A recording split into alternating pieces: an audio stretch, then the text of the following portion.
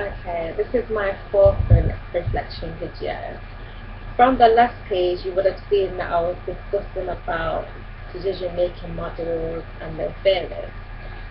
And to conclude it all, it seems that decision-making models are effective in some situations, and that they can be helpful in helping managers structure and think logically through their decision making to ensure that they come up with the best possible solution. But on the other hand, a lot of theories did criticize the ineffectiveness of models. So this led me to think, why have they been described as being ineffective in real life? Even though, from my last research, a large proportion of managers do use decision-making model processes. So then, from the last page, you would have seen that there was a video from Work 2011 who was discussing about decision-making processes, and basically what he was saying that decision-making process can either be bad or good. So for example, even though a manager may go through a good process, decision making,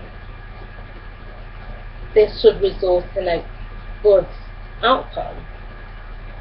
But in some situations, it seems that even though a manager might go through a good process,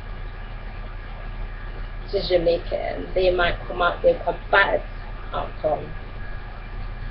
And he was saying, if a manager goes through a bad process, it might result in a good outcome. But this can be described as being a good luck in real life. So then this related to the organizations that I looked at in the news who went through a decision-making process, who did implement a decision-making process. And I wanted to find out the outcome of these processes and whether they were good, whether they were bad. And from the first one, which was NHS, I learned from the NHS organisation that they did implement a decision-making process which decided on managers. They wanted to find out which patient should receive medication, and this was taking into account the cost of the medication. So whoever needed it the most, they would receive the medication. So the decision-making process would take account in whether, how long they would live, when they might need it, and who needed it the most. So then they had a good process of decision because it took into account what they were looking at was reducing the cost. But however, the decision-making process failed to understand the nature or the culture or the purpose of NHS, which is there to help patients get better. So why are they using a decision-making process that doesn't take this into consideration?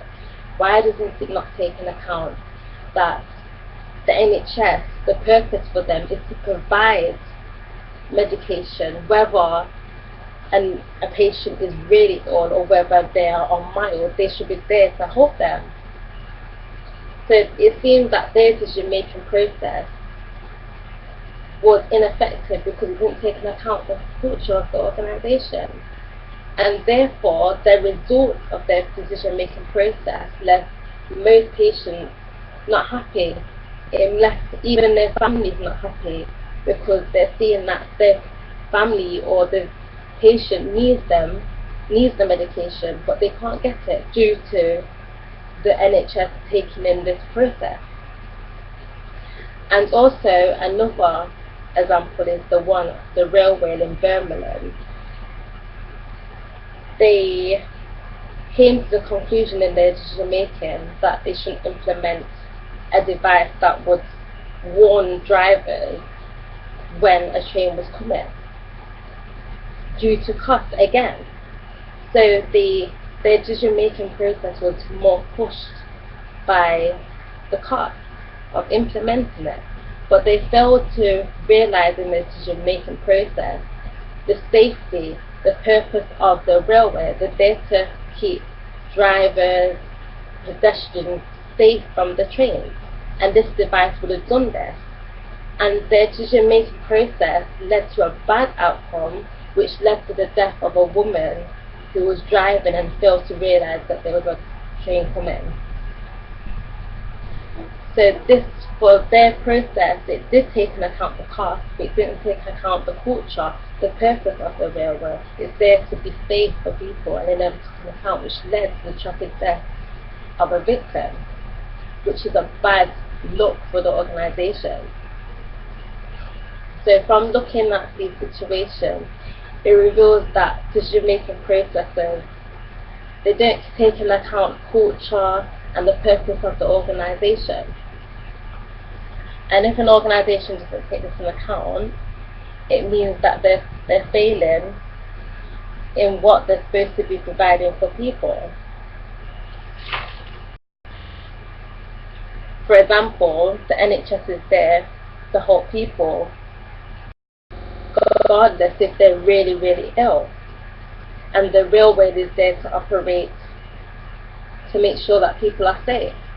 So this has led me into looking at whether cost has an influence on decision making, and if organisations do not take into account what happens. And this may be because decision making process models do not take into account the culture, the essence of the organisation, what they're supposed to be doing. It takes into account cost and how much it will take to implement it, but it doesn't take account the culture as a whole.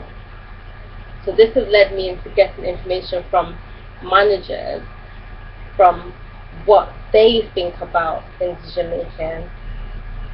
This will make me get a better understanding, so I'll be preparing questionnaires to get research about what are the implications of taking into account decision making costs, and whether they do take into account the culture, whether they do think about the purpose of their organisation.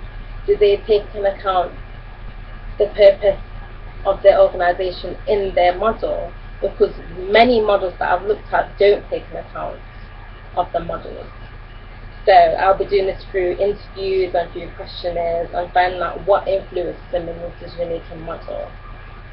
So this is the end of my fourth reflection, and on my next page you will see that I've conducted some questions, a variety of questions, to find out in general what do they think about decision-making models in their organisation. So thank you for listening.